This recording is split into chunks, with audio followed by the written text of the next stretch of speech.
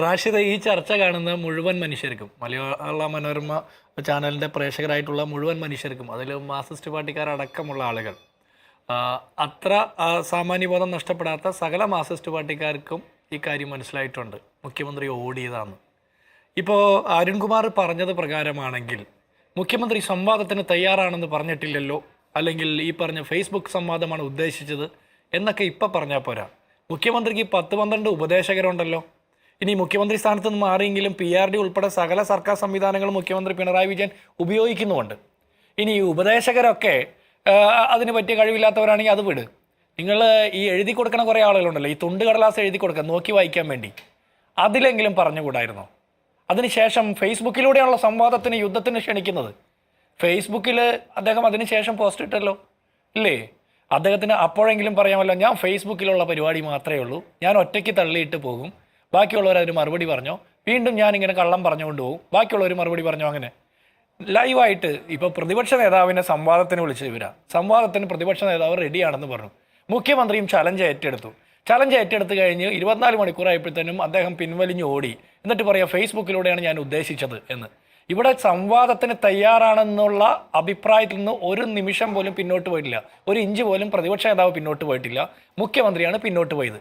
മുഖ്യമന്ത്രി ഫേസ്ബുക്കിൽ കുറിപ്പിടുന്നതിൻ്റെ ആധികാരികത പരിശോധിക്കാൻ നമുക്ക് നേരമില്ലെന്നേ. തട്ടിപ്പും കള്ളവും തന്നെയല്ല എഴുതിയിരിക്കുന്നത്. ഈ അവസാന ദിവസങ്ങളിൽ വന്ന ഫേസ്ബുക്ക് പോസ്റ്റുകളിൽ പോലും വലിയ ഫാക്ച്വലായിട്ടുള്ള എററുണ്ട്, കള്ളമുണ്ട്, മനഃപൂർവ്വം സൃഷ്ടിച്ച ചില തെറ്റുകളുണ്ട്, ഇല്ലേ? അപ്പോൾ അത് തെരഞ്ഞെടുപ്പിന് വേണ്ടിയിട്ടാണ്. അപ്പോൾ മുഖ്യമന്ത്രിയെ ഞങ്ങൾക്ക് വിശ്വാസമില്ല. ധൈര്യമുണ്ടെങ്കിൽ കേരളത്തിൻ്റെ മുഖ്യമന്ത്രി, ഇന്നിപ്പോൾ ഒരു യൂട്യൂബറുടെ ഒരു വീഡിയോ പുറത്ത് വന്നിട്ടുണ്ട്, കേറി വാടാ മക്കളെ എന്നുള്ള ആ നാടകം അഭിനയിക്കുന്നതിന് മുമ്പുള്ള റിഹേഴ്സലിൻ്റെ വീഡിയോ അടക്കം പുറത്ത് വന്നിട്ടുണ്ട്. മുഖ്യമന്ത്രി പിണറായി വിജയന് കുറിപ്പ് എഴുതി കൊടുക്കുന്നവരുടെ കുറിപ്പ് നോക്കി വായിക്കാനല്ലാതെ സ്പോണ്ടേനിയസ് ആയിട്ട് പിണറായി വിജയൻ എപ്പോഴൊക്കെ മൈക്കിന് മുമ്പിൽ സംസാരിച്ചിട്ടുണ്ടോ അപ്പോഴൊക്കെ തനി ഗുണം കാണിക്കാറുണ്ട്. അദ്ദേഹത്തിൻ്റെ വാഗ്വിലാസങ്ങളൊക്കെ പുറത്തെടുക്കാൻ പറ്റും, അദ്ദേഹത്തിൻ്റെ തനി സ്വഭാവം കാണിക്കും. മുഖ്യമന്ത്രി പിണറായി വിജയൻ ആരാണ് എന്ന് കൃത്യമായിട്ട് പൊതുസമൂഹത്തിന് അറിയാം. അപ്പോൾ അദ്ദേഹത്തിൻ്റെ ചില കുറവുകളെങ്കിലും മനസ്സിലാക്കിക്കൊണ്ട് ഈ വെല്ലുവിളിക്ക് നിൽക്കാതിരിക്കണം. ആർക്കും വലിയ ഓർമ്മയില്ലാത്ത ഒരു കാലത്തെക്കുറിച്ച് ബ്രണ്ണൻ കോളേജിൻ്റെ വരാന്തയിലെ ഊരിപ്പിടിച്ച വാളിനിടയിലൂടെ, തോക്കിൻ്റെ മുമ്പിലൂടെ പ്രത്യേക ആക്ഷൻ കാണിച്ച് ക്യാറ്റ് വാക്ക് നടത്തിയതിൻ്റെ കഥയൊക്കെ പറഞ്ഞ് തള്ളിക്കൊണ്ട് നടക്കാനേ പറ്റുള്ളൂ. മനസ്സിലായില്ലേ? നമ്മളാരും ആ കാലത്ത് ഉണ്ടായിരുന്നില്ല. ആ കാലത്ത് ഉണ്ടായിരുന്ന മനുഷ്യർക്ക് പോലും വലിയ ഓർമ്മയുണ്ടാവില്ല. പിണറായി വിജയൻ അവിടെ ഇതൊക്കെ നടത്തിയോന്ന് ആർക്കും വലിയ ഓർമ്മയുണ്ടാവില്ല. അദ്ദേഹത്തിന് മാത്രം അറിയാവുന്ന കാര്യമാണ്. നരേന്ദ്രമോദിക്ക് ഡിഗ്രി സർട്ടിഫിക്കറ്റ് ഉണ്ടെന്നും എൻ്റയർ പൊളിറ്റിക്കൽ സയൻസിലാണ് പഠിച്ചതെന്നും ഒക്കെ പറയുമ്പോൾ കൂടെ പഠിച്ചവരും പഠിപ്പിച്ചവരുമായിട്ട് ആരുമില്ല എന്നുള്ളത് പോലെ തന്നെയാണ് ബ്രണ്ണൻ കോളേജിൻ്റെ വരാന്തയിലെ ഊരിപ്പിടിച്ച വാളിൻ്റെ ഇടയിലൂടെ നടന്ന ഇരട്ടച്ചങ്കൻ പിണറായി വിജയൻ്റെ കഥ. അതുപോലെ ഒരുപാട് കഥകളുണ്ട്. ഈ തള്ളു കഥ കേൾക്കാനല്ല നമ്മൾ ഇരിക്കുന്നത്. ഒരു തെരഞ്ഞെടുപ്പ് ആസന്നമായിരിക്കുമ്പോൾ ഈ സർക്കാർ 10 വർഷം ഭരിച്ചിട്ട് 10 വർഷക്കാലത്തെ സർക്കാരിൻ്റെ വികസന നേട്ടങ്ങളുടെ ഇവർ പ്രോഗ്രസ് കാർഡ് എന്നൊക്കെ കുറച്ചു കാലം മുമ്പ് പറഞ്ഞേ, ആ പ്രോഗ്രസ് കാർഡ് ഇങ്ങ് പുറത്തെടുത്ത് വെക്കണം. ഓരോന്നായിട്ട് നമുക്ക് പരിശോധിക്കാം. ഇപ്പോൾ ലൈഫ് മിഷൻ്റെ വീടുകളുടെ എണ്ണത്തെക്കുറിച്ച് പറയുന്നുണ്ട്. അപ്പോൾ ഉമ്മൻചാണ്ടി സർക്കാരിൻ്റെ കാലത്ത് 4,58,976 വീടുകൾ പണിതു 5 കൊല്ലം കൊണ്ട്. പിണറായി വിജയൻ സർക്കാർ 10 കൊല്ലം കൊണ്ട് 5 ലക്ഷത്തോളം വീടുകൾ പണിതുള്ളൂ. അപ്പോഴും 6,04,000 അപേക്ഷ കിട്ടിയതിൽ 5 ലക്ഷം വീട് പൂർത്തീകരിച്ചപ്പോൾ 1,04,000 വീടുകൾ പൂർത്തീകരിക്കാതെ കിടക്കുമ്പോഴാണ് 10,000-കണക്കിന് മനുഷ്യർക്ക് വീട് വയ്ക്കാനുള്ള പണം കൊണ്ട് ഈ സർക്കാർ ധൂർത്ത് നടത്തുന്നത്. ഈ സർക്കാരിൻ്റെ മുഖം മുന്നിക്കാൻ മാത്രം 657 കോടി രൂപ ചെലവഴിച്ചു എന്ന് പറയുമ്പോൾ 16,425 പാവപ്പെട്ടവർക്ക് വീട് വയ്ക്കാനുള്ള പണം. ഈ 16,425 വീടുകൾ എന്ന് പറഞ്ഞാൽ അത് അത്രയും കുടുംബങ്ങളാണ്. അത്രയും കുടുംബങ്ങൾ എന്ന് പറഞ്ഞാൽ അതിൽ ബഹുഭൂരിപക്ഷം വരുന്നത് മാർക്സിസ്റ്റ് പാർട്ടിക്കാരാണ്. പിണറായി വിജയൻ സർക്കാർ എത്തിയാൽ എല്ലാം ശരിയാകുമെന്ന് വിശ്വസിച്ച് അരിവാൾ ചുറ്റിക നക്ഷത്രത്തിന് വോട്ട് ചെയ്ത മാർക്സിസ്റ്റ് പാർട്ടിക്കാരോടെങ്കിലും പറയണം, മുഖ്യമന്ത്രി ചിരിക്കുന്ന മുഖം ദേശീയപാതയോർത്ത് ഫ്ലെക്സ് അടിച്ചു വെക്കാൻ ചെലവഴിച്ചത് 15,63,00,000 രൂപ. പിണറായി വിജയൻ ഒളിച്ചോടിയത് അദ്ദേഹത്തിന്റെ തന്ത്രമാണ്. അദ്ദേഹം ഇന്നലെ ആകാശത്തേക്ക് പോയ ഹൈഡ്രജൻ ബലൂൺ, ആ ഹൈഡ്രജൻ ബലൂൺ ആകാശത്തേക്ക് പോയിട്ട് ഇതുവരെ പിണറായി വിജയൻ താഴേക്ക് ലാൻഡ് ചെയ്തിട്ടില്ല. തള്ളുമ്പോൾ ഒരു മയത്തിനൊക്കെ തള്ളണം. സംവാദത്തിന് തയ്യാറാണെന്ന് പറഞ്ഞു. സ്ഥലവും സമയവും കുറിച്ചോളാം പ്രതിപക്ഷ നേതാവ് പറഞ്ഞു. അവസാനം അദ്ദേഹം പറയാം ഫേസ്ബുക്കിലാണെന്ന്. അദ്ദേഹം ഫേസ്ബുക്കിൽ കുറിപ്പിടുന്നതിനെ കുറിച്ചല്ല ഞങ്ങൾ പറയുന്നത്. അദ്ദേഹം ഈ അടുത്ത ദിവസങ്ങളിൽ ഇട്ട കുറിപ്പുകളിലൊക്കെ കള്ളമുണ്ട്, പച്ചക്കള്ളമുണ്ട്. അത് ഫാക്ച്വലായിട്ട് നമ്മൾ തെളിയിച്ചിട്ടുള്ളതാണ്, പ്രൂവ് ചെയ്തിട്ടുള്ളതാണ്. അപ്പോൾ അതല്ല ഇവിടുത്തെ പ്രശ്നം. ഞങ്ങൾക്ക് നിർബന്ധമില്ലെന്നേ. പിണറായി വിജയന്റെ മുഖം കണ്ട് അതിന്റെ മുമ്പിലിരുന്ന് പ്രതിപക്ഷ നേതാവ് അധികം നേരം സംസാരിക്കുന്നത് ഞങ്ങൾക്കൊരു നിർബന്ധമില്ല. ഇനി 5-8 ദിവസമേ ഉള്ളൂ തെരഞ്ഞെടുപ്പിന്. ആ തെരഞ്ഞെടുപ്പിന് മുമ്പ് ഇദ്ദേഹത്തോട് തർക്കിച്ച് ഞങ്ങൾക്ക് സമയം കളയാനൊന്നുമില്ല. അപ്പോൾ പോലും നിരന്തരം വാടാ വെല്ലുവിളിക്കുകയാണ്. സംസാരിക്കുക, സംവദിക്കുക, ചോദ്യങ്ങൾ ചോദിക്കാനുണ്ട്, പറയാനുണ്ട്. ഞങ്ങൾ റെഡിയാ. പിണറായി വിജയൻ തീരുമാനിക്കത്തില്ലേ, ഏത് ചോദ്യങ്ങൾക്കും തയ്യാർ. ഏത് ചോദ്യങ്ങളും വേണമെങ്കിൽ ചോദിച്ചോ. വീട്ടിൽ പോയി ചോദിക്കാൻ പറയൂല പ്രതിപക്ഷ നേതാവ്. ഏത് ചോദ്യങ്ങൾ വേണമെങ്കിലും ചോദിച്ചോ. ഏത് ചോദ്യത്തിനും ഉത്തരമുണ്ട്. സമയവും സ്ഥലവും വിഷയങ്ങളും തീരുമാനിച്ചോളാൻ പറഞ്ഞു. അപ്പോൾ റെഡിയാന്ന് പറഞ്ഞിട്ട് ഇപ്പൊ പറയാം ഞങ്ങൾ അങ്ങനെയല്ല പറഞ്ഞേ എന്ന് പറയാ. ഒളിച്ചിരുന്ന് ഫേസ്ബുക്കിൽ എഴുതുന്നതാണ് സംവാദം.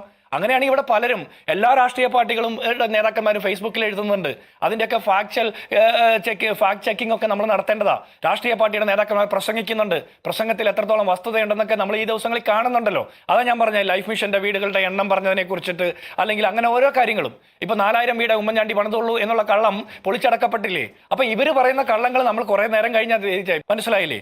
കഴിഞ്ഞ ദിവസം പിണറായി വിജയൻ 2006 ഫെബ്രുവരി മാസത്തിലെ നിയമസഭാ തെരഞ്ഞെടുപ്പിന് മുമ്പായിട്ട് ഫെബ്രുവരി മാസത്തിൽ RSSന്റെ മുമ്പിൽ പോയി കുനിഞ്ഞു നിന്നു എന്ന് പറഞ്ഞൊരു ഫേസ്ബുക്കിൽ പോസ്റ്റ് ഇട്ട് തള്ളി. അപ്പൊ ഇവരുടെ പരമാവധി തള്ളു കഴിഞ്ഞിട്ട് ഞങ്ങൾ അതിന്റെ ഫാക്ട് പറയാമെന്നാണ് ഞങ്ങൾ വെയിറ്റ് ചെയ്തത്.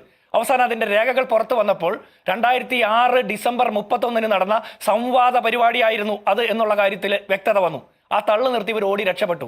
അതുപോലെ തന്നെയാണ് മുണ്ടക്കൈ ചൂരൽമല. ഞങ്ങൾ ഡിബേറ്റിന് തയ്യാറാ. ഞങ്ങളുടെ പാർട്ടി പ്രവർത്തകരുടെ കയ്യിൽ നിന്ന് ഞങ്ങളുടെ സംഘടനാ സംവിധാനത്തിലൂടെ സ്റ്റാൻഡ് വിത്ത് വയനാട് എന്നുള്ള ആപ്പ് ഉപയോഗിച്ചുകൊണ്ട് ബാങ്ക് അക്കൗണ്ടിലേക്ക് നേരിട്ട് പണം സ്വരൂപിച്ചതിനെ കുറിച്ചല്ല ഇവർക്ക് അറിയേണ്ടത്. ഞങ്ങൾ പറയാം. അതിനു മുമ്പ് അത് ഞങ്ങളുടെ പാർട്ടി പ്രവർത്തകരിൽ നിന്ന് കളക്ട് ചെയ്തത് ആ പണത്തെ കുറിച്ചിട്ട് ആദ്യം ഞങ്ങളുടെ പാർട്ടി പ്രവർത്തകരോടാണ് പറയേണ്ടത്. അതിനുശേഷം ഞങ്ങൾ പൊതുസമൂഹത്തോട് പറയാൻ ഞങ്ങൾക്ക് ഉത്തരവാദിത്തമുണ്ട്. ഞങ്ങൾ പറയാം. അതിനു മുമ്പ് രക്തസാക്ഷി ഫണ്ട് നാട്ടുകാരെ നിന്ന് പിരിവെടുത്താണല്ലോ പയ്യന്നൂരിൽ ഇപ്പൊ കുഞ്ഞികൃഷ്ണൻ മത്സരിക്കുന്ന അതിന്റെ പേരിലല്ലേ. രക്തസാക്ഷി ഫണ്ട് കട്ടെടുത്ത അവിടുത്തെ MLA അടക്കമുള്ളവർക്ക് വീണ്ടും സീറ്റ് കൊടുത്തില്ലേ. അതിനെക്കുറിച്ചുള്ള കണക്ക് പുറത്തുവിടാൻ പറ്റില്ല എന്നല്ലേ ജില്ലാ സെക്രട്ടറി പറഞ്ഞ്. ഞാൻ പരത്തി പറയുന്നില്ല, അപ്പുറത്തുള്ളതുകൊണ്ട് ഇപ്പുറത്താണെന്ന് പറയുന്നില്ല. ഒരു കാര്യം ഞാൻ ആദ്യം പറയാം. കോൺഗ്രസ് ചെയ്തതും ചെയ്യാത്തതുമായിട്ടുള്ള കാര്യം പറയാം. എനിക്ക് 2 മിനിറ്റ് തന്നെ റാഷിദ്, 2 മിനിറ്റ് മതി. ഒന്ന്, CPM കേരളം ഭരിക്കുന്ന പാർട്ടിയാണ്. CPM മുണ്ടക്കൈ ചൂരൽമലയിൽ എത്ര വീട് വെച്ചു കൊടുത്തു? അവർ പറയട്ടെ, എത്ര വീട് വെച്ചു കൊടുത്തു പറയണ്ടേ. DYFIക്കാർ പിരിച്ച പണത്തിൽ നിന്ന് 5 കോടി രൂപ കൊടുത്തിട്ട് ബാക്കി 15 കോടി രൂപ ബാങ്കിലിട്ട് അതിന്റെ പലിശയും വാങ്ങിയതിനു ശേഷം 10 മാസങ്ങൾക്ക് ശേഷമാണ് അത് കൈമാറിയതെന്നുള്ള രേഖകൾ കേരളത്തിന്റെ പൊതുസമൂഹത്തിന്റെ മുമ്പിലുണ്ട്. ഉണ്ടല്ലോ. ഈ ആലപ്പുഴയിലാണ് മുണ്ടക്കൈ ചൂരൽമല പുനരവധ്യാവശ്യം എന്ന് പറഞ്ഞ് ബിരിയാണി ചലഞ്ച് നടത്തിയിട്ട് അതിൽ നിന്ന് പണം അടിച്ചു മാറ്റിയതിന്റെ വാർത്ത വന്നത് DYFI നേതാക്കന്മാരുടെ. അവിടെ നിർത്തി. ഇവർക്ക് വേണ്ടി വലിയ പണിയെടുക്കുന്ന ഒരു ചാനലാണ് കേരളത്തിലെ റിപ്പോർട്ടർ ചാനൽ. 150 ഏക്കറിലുള്ള ടൗൺഷിപ്പ്, 300 വീടുകൾ. നല്ലോണം തള്ളിയില്ലേ. റിപ്പോർട്ടർ ചാനലിന്റെ 150 ഏക്കറിലെ ടൗൺഷിപ്പ്, 300 വീട് നിങ്ങൾക്ക് അന്വേഷിക്കണ്ടേ? എന്താ അന്വേഷിക്കാത്ത കാരണം? എന്താ? സർക്കാർ ഭൂമി വിട്ടുകൊടുത്തില്ല.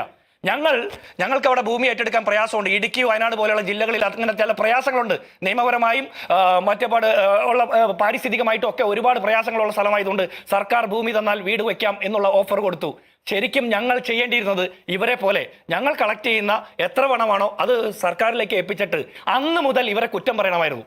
അന്ന് മുതൽ ഇവരെ കുറ്റം പറയാതെ സർക്കാർ ചെയ്യുന്ന പ്രോജക്റ്റുകൾ പൂർത്തിയാക്കട്ടെ എന്നോർത്ത് ആ പ്രോജക്റ്റിന് വേണ്ടിയിട്ട് ദുരിതാശ്വാസ നിധിയിലേക്ക് 774 കോടി രൂപ കേരളത്തിലെ സകല സാധാരണക്കാരും സകല രാഷ്ട്രീയ പാർട്ടിയിൽപ്പെട്ടവരും മതവും ജാതിയും നോക്കാതെ കൊടുത്തപ്പോൾ ആ 774 കോടിയിൽ ഞങ്ങളുടെ പ്രതിപക്ഷ നേതാവിന്റെ, ഞങ്ങളുടെ MPമാരുടെ, പ്രതിപക്ഷത്തിരിക്കുന്ന MLAമാരുടെ അടക്കം പണമുണ്ട്. കോൺഗ്രസ്സുകാരുടെയും ലീഗുകാരുടെയും കേരള കോൺഗ്രസ്സുകാരുടെയും UDFകാരുടെയും ഒക്കെ പണമുണ്ട് അല്ലേ. അത് CPMകാരുടെ മാത്രമല്ല. സർക്കാർ ചെയ്യേണ്ടത് ഒരു സർക്കാരിന്റെ നിയമപരമായിട്ടുള്ള ഉത്തരവാദിത്തമാണ്. ജനാധിപത്യപരമായിട്ടുള്ള ആ ഉത്തരവാദിത്തം നിർവഹിക്കുന്നതിൽ സർക്കാർ പരാജയപ്പെട്ടു. 774 കോടി രൂപ അക്കൗണ്ടിൽ കിട്ടിയിട്ട് 178 വീട് പൂർത്തീകരിച്ചു എന്ന് പറഞ്ഞ് ആ താക്കോൽദാനം നടത്തി. എത്ര മനുഷ്യർ ആ 178 വീട്ടിൽ കയറി താമസിക്കുന്നുണ്ട്? ഇവർ വെല്ലുവിളി തയ്യാറാണോ? ഈ വസീഫൊക്കെ പോയി ഷെഡ് കെട്ടേണ്ടത് ആ 178 വീടിന്റെ മുമ്പിലാണ്, അല്ലെങ്കിൽ ജനങ്ങളെ പറ്റിച്ച ക്ലിഫ് ഹൗസിന്റെ മുമ്പിലാണ്. ഇനി ആ 178 വീടിന്റെ കഥ ഇറക്കട്ടെ. ബാക്കി വീടുകൾ പണിതട്ടില്ലല്ലോ. സർക്കാരിന് പോലും 2 വർഷം എടുത്തിട്ട് പൂർത്തിയാക്കാൻ ഒരു കാര്യം കൂടി നിങ്ങളൊരു പാർട്ടി എന്ന നിലയ്ക്ക് തന്നെ റാഷിദ് ഞാനൊന്ന് പൂർത്തിയാക്കട്ടെ. ഇത് കുറെ ദിവസമായി മുണ്ടക്കൈ എന്ന് പറയുന്നു. ഞാനൊന്ന് പൂർത്തിയാക്കാൻ ഒന്ന് സമയം തരും. എനിക്ക് 1 മിനിറ്റ് കൂടി തന്നാൽ മതി. ഊരാളുങ്കൽ സൊസൈറ്റിക്ക് 299 കോടി രൂപയ്ക്ക് കരാർ കൊടുത്തല്ലോ. ടെൻഡർ ഇല്ല, ഒരു പരിപാടിയില്ല. 410 വീടിന് 20 ലക്ഷം രൂപ വെച്ചിട്ട് എത്ര രൂപയാവും റാഷിദെ? ബാക്കി 100-200 കോടി രൂപ എന്തിനു വേണ്ടിയാ ചെലവഴിക്കുന്നത്? ഊരാളുങ്കൽ സൊസൈറ്റി എവിടെ എന്ത് ഇടപാട് നടത്തിയാലും നോക്കുകൂലി വാങ്ങുന്നവരാ. ആഗോള അയ്യപ്പ സംഗമത്തിന് പോലും നോക്കുകൂലി കോടിക്കണക്കിന് രൂപ വാങ്ങിയ ആ സൊസൈറ്റിക്ക് ഈ വീട് നിർമ്മാണം കൊടുത്തപ്പോൾ അതിൽ അഴിമതിയുണ്ട് ഒന്നുണ്ടല്ലോ. അതുപോലെ ഈ സർക്കാരിന്റെ ഈ പറഞ്ഞ 774 കോടിയിൽ കർണാടക സർക്കാരിന്റെ ഉണ്ട്, രാഹുൽ ഗാന്ധിയുടെ ഉണ്ട്, എല്ലാവരുടെയും സംഭാവനയുണ്ട്. എന്നിട്ട് സർക്കാരിന് പൂർത്തീകരിക്കാൻ പറ്റിയോ? എല്ലാ സംവിധാനങ്ങളും നിയമപരിചയമുള്ള ഒരു സർക്കാരിന് ഇതുവരെ പറഞ്ഞ വാക്ക് പാലിക്കാൻ പറ്റിയില്ല. അവിടുത്തെ ആ ദുരിതബാധിതർക്ക് വാടക കൊടുക്കാൻ പറ്റിയില്ല, തൊഴിൽ നഷ്ടപ്പെട്ടതിന്റെ കോമ്പൻസേഷൻ കൊടുക്കാൻ പറ്റില്ല. ആ മനുഷ്യർ തെരുവ് നിറഞ്ഞ് സമരം ചെയ്യുമ്പോഴാണ് നിങ്ങൾ ഞങ്ങളോട് ചോദിക്കുന്നത്. UDFന്റെ ഭാഗമായിട്ടുള്ള ലീഗ് 52 വീടുകൾ അവിടെ പൂർത്തീകരിച്ചു. ആ 52 വീടുകളിൽ മനുഷ്യർ താമസിക്കുന്നുണ്ട്. അല്ല, ജനങ്ങൾ പിണറായി വിജയന്റെ PR അല്ല, ജനങ്ങൾ പിണറായി വിജയനെ പ്രാഗിക്കൊണ്ടിരിക്കുകയാണ്. ലൈഫ് മിഷനിൽ പേര് രജിസ്റ്റർ ചെയ്യുന്ന പരിപാടി നിർത്തിയിരുന്നത് 2023 അതുവരെ രജിസ്റ്റർ ചെയ്ത 6,04,000 ഇപ്പോൾ 1,04,000 ആളുകൾ മേൽക്കൂരയില്ലാത്ത വീട്ടിൽ ടാർപോളിൻ ഷീറ്റ് വിരിച്ചു കിടക്കുക മഴക്കാലത്തെ. അപ്പോഴാണ് 390 കുടുംബങ്ങൾക്ക് വീട് വെക്കാനുള്ള പണം കൊണ്ട് 15,63,00,000 കൊണ്ട് ഞാൻ പറയട്ടെ. ഇത് നിങ്ങളുടെ ലൈഫ് മിഷന്റെ ആ വെബ്സൈറ്റ് പരിശോധിച്ചാൽ മതി, നിങ്ങൾക്ക് കാര്യം മനസ്സിലാവും. ഞാൻ പറയട്ടെ അരുൺകുമാറെ, എന്തിനാ ഈ പ്രയാസം? പറയട്ടെ, തുടങ്ങിയല്ലേ ഉള്ളൂ, സമയമുണ്ട്.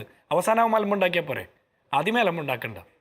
ഇനി ഞാൻ പറയട്ടെ, ഇതിൽ പിണറായി വിജയൻ 390 വീട് വയ്ക്കാനുള്ള പണം കൊണ്ട് 15,63,00,000 കൊണ്ട് ചിരിക്കുന്ന മുഖം ദേശീയപാതയോർത്ത് ഫ്ലെക്സ് അടിച്ചു വെച്ചത്.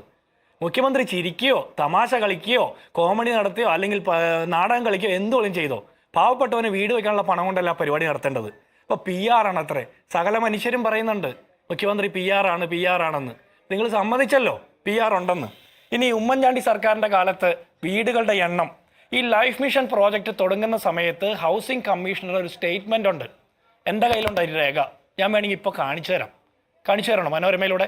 ഇനി ഞാൻ കൃത്യം കണക്ക് വെച്ച പറയണേ. അരുൺകുമാർ കോടിയേരി ബാലകൃഷ്ണൻ്റെ ഏതോ ചോദ്യത്തിന് ഉത്തരം പറയുന്നത് അത് ഉമ്മൻചാണ്ടി എന്ന മുഖ്യമന്ത്രിയുടെ കീഴിൽ അന്ന് സുരക്ഷാ സാഫല്യം എന്ന 2 പദ്ധതികൾ പ്രകാരം മുഖ്യമന്ത്രിയുടെ വകുപ്പിന് മാത്രം കീഴിൽ നടത്തിയ വീടുകളുടെ എണ്ണത്തെക്കുറിച്ചാണ്.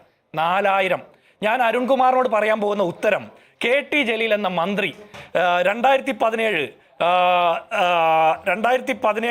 കൊടുത്തിരിക്കുന്ന നിയമസഭയിലെ ഉത്തരവാണ്. ആർക്കാ കൊടുത്തെന്നറിയാം? KV അബ്ദുൽ ഖാദർ, നിങ്ങളുടെ MLA ആണ്. ഐഷ പോറ്റിയും PV അൻവറും UDFിലേക്ക് വന്നു, അവരെ വിട്ടേരെ പാവങ്ങള്. KV അബ്ദുൽ ഖാദറും V ജോയും നിങ്ങളുടെ MLA-മാരാണല്ലോ, അവർക്ക് കൊടുത്ത ഉത്തരമാണ്. ഇന്ദിരാ ആവാസ് യോജന പ്രകാരം 2,75,038 വീടുകൾ പണിതു കൊടുത്തു എന്ന് ഉമ്മൻചാണ്ടി സർക്കാരിന്റെ കാലത്ത് 2011 മുതൽ 16 വരെ. അന്ന് മുഖ്യമന്ത്രിയുടെ പേര് ഉമ്മൻചാണ്ടി എന്നാണേ.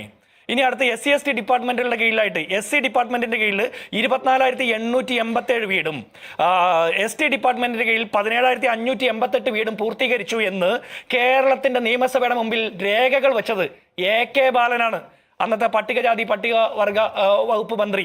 30/6/2016 AK ബാലനോട് പോയി ചോദിച്ചിട്ട് വന്ന് മറുപടി പറയും. ഇനി ഫിഷറീസ് ഡിപ്പാർട്ട്മെന്റ് 40,000 വീട് വെച്ച് കൊടുത്തിട്ടുണ്ട് ആ കാലഘട്ടത്തിൽ. ലോക്കൽ ബോഡികൾ മൊത്തം പഞ്ചായത്ത് തലത്തിൽ 71,710 വീടുകൾ, മുനിസിപ്പാലിറ്റിയിൽ 12,815 വീടുകൾ. ഇതെല്ലാം കൂടി കൂട്ടുമ്പോൾ ഞങ്ങൾക്ക് തെറ്റിപ്പോയതാണ്. ഞങ്ങൾ പറഞ്ഞതിനേക്കാൾ കൂടുതൽ വീടുകൾ രേഖകൾ പ്രകാരം അന്ന് പൂർത്തീകരിച്ചു.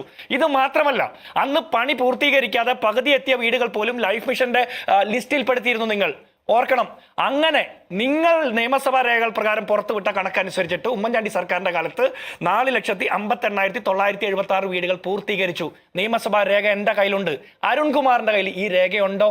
ഇല്ലെങ്കിൽ കള്ളം ഇനിയും തള്ളരുത്. തെരഞ്ഞെടുപ്പ് നിങ്ങൾ തോക്കും, നിങ്ങൾ കള്ളമാണ് പറയുന്നത്. ഇനിയെങ്കിലും പൊതുസമൂഹത്തോട് സ്വന്തം പാർട്ടിക്കാരുടെ മുമ്പിലെങ്കിലും ഇതുപോലെ കള്ളം പറഞ്ഞ് നാണം കെടരുത്. അത് ഒന്നാമത്തെ കാര്യം. ഇനി ദുരിതാശ്വാസ ഫണ്ടിലേക്ക് പണം കൊടുക്കരുത് എന്ന് തീർച്ചയായിട്ടും കോൺഗ്രസിലെയും UDFിലെയും പല ആളുകളും അത്ര അഭിപ്രായം പറഞ്ഞു. കാരണം പിണറായി വിജയനെ കുറിച്ച് നേരത്തെ ധാരണയുണ്ട്. ലാവ്ലിൻ കേസിന്റെ കൊള്ള നടത്തിയതിന് മറ്റേ ഇപ്പോഴും 38 തവണ മാറ്റിവെക്കുന്ന കേസിലെ പ്രതിയായിട്ടുള്ള പിണറായി വിജയനില്ലേ, അപ്പൊ മുൻ അനുഭവങ്ങളുടെ പേരിലാണ് പറഞ്ഞത്. എന്നിട്ടും പ്രതിപക്ഷ നേതാവ് 1 ലക്ഷം രൂപ കൊടുത്തു, രമേശ് ചെന്നിത്തല 50,000 കൊടുത്തു, TCക്ക് സിദ്ദിഖ് 50,000 കൊടുത്തു, PC വിഷ്ണുനാഥ് 50,000 കൊടുത്തു. UDFിന്റെ സകല MLA-മാരും MP-മാരും പണം കൊടുത്തിട്ടുണ്ട്. നിങ്ങളുടെ MLA-മാരും MP-മാരും മാത്രമല്ല, സകല രാഷ്ട്രീയ പാർട്ടിയിലെ മനുഷ്യരും ദുരിതാശ്വാസ നിധിയിലേക്ക് ഫണ്ട് കൊടുത്തു. പക്ഷെ അന്ന് ഞങ്ങളുടെ ചില നേതാക്കന്മാർ പറഞ്ഞതുപോലെ നിങ്ങൾക്ക് തരരുത് എന്ന് പറഞ്ഞത് സത്യമായിരുന്നു. നിങ്ങൾക്ക് തന്നിട്ട് ഊരാളുങ്കലിന് നോക്കുകൂലി കൊടുക്കാനാണ് നിങ്ങൾ അത് ചെലവഴിച്ചത് അല്ലേ? ഇപ്പോഴും അതിലെ പകുതി പണവും ചെലവഴിച്ചിട്ടില്ല. അപ്പൊ അതവിടെ നിൽക്കട്ടെ. വീടിന്റെ എണ്ണത്തെ കുറിച്ചിട്ടൊക്കെ നമുക്ക് ഒരുപാട് പറയാം. ഇവിടെ പിണറായി വിജയന് PR നടത്താൻ പാർട്ടിക്കാർ പോലും ഇല്ലാത്ത സാഹചര്യമാണ്. അതുകൊണ്ടാണ് ഇവര് ഇവരുടെ ജാഥ നടന്നല്ലോ, മേഖലാ ജാഥകൾ. പാർട്ടി സെക്രട്ടറിയെ പ്രസംഗക്കാർ ആരെങ്കിലും ഉണ്ടോ? പാർട്ടി സെക്രട്ടറിയുടെ പ്രസംഗം കേട്ടാൽ പാർട്ടി ഇനിയും ഇല്ലാതാക്കപ്പെടുമെന്നുള്ളതുകൊണ്ട് പാർട്ടി സെക്രട്ടറിയെ ചാനലിന്റെ മുമ്പിൽ കാണിക്കരുതെന്ന് തീരുമാനം എടുത്തേക്ക് അവര്. പാർട്ടി സെക്രട്ടറിയും പിണറായി വിജയനും കൂടി ഈ പാർട്ടിയെ സമൂലം വിറ്റ് തുലച്ചു കഴിഞ്ഞു. ഞാൻ അരുൺകുമാറോട് ഒരൊറ്റ ചോദ്യം കൂടി, നിങ്ങൾ ഒരുപാട് പറഞ്ഞല്ലോ മാസപ്പടി, ലൈഫ് മിഷൻ, അത് ഇത് സ്വർണ്ണക്കടത്തെന്നൊക്കെ. അത് നരേന്ദ്രമോദി സർക്കാർ നിങ്ങളെ സംരക്ഷിക്കുന്നത് കൊണ്ട് നിങ്ങൾക്ക് ഇപ്പോഴും അത് പറയാൻ ധൈര്യം കിട്ടും. അതിന് ഉത്തരം പറയേണ്ടത് BJP-കാരാ. അതവിടെ നിൽക്കട്ടെ. ഒരൊറ്റ ചോദ്യം, മുഖ്യമന്ത്രിയുടെ മകൾ എന്ത് സേവനം ചെയ്തിട്ടാ 1,72,00,000 രൂപ മാസപ്പടി കിട്ടിയത്? ഈ തെരഞ്ഞെടുപ്പ് കാലത്തെങ്കിലും പറയണ്ടേ?